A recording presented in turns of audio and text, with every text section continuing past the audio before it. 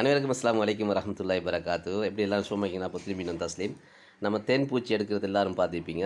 ராணியை நான் ஒரு பயணம் அந்த போத்தலில் பிடிச்சி காட்டியிருந்தேன். அது உங்களுக்கு அந்த ஒரு இதாக இருந்திக்க மாட்டா.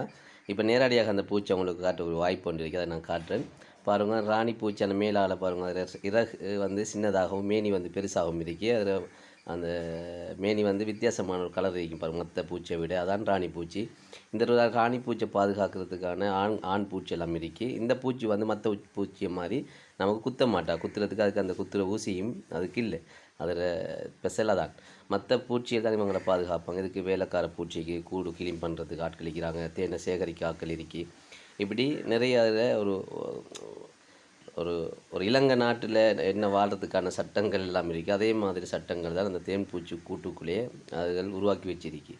அப்போ தேன் எப்போ குத்து மனுஷன்னா நம்ம ஒரு தேன் பூச்சி வந்து நம்மளை அடிக்க போகிற நம்ம அதுக்கு தடக்கினோம்னா குத்த ஆரம்பிக்கும். நாங்கள் தேன் எடுத்துருந்தோம் பதில்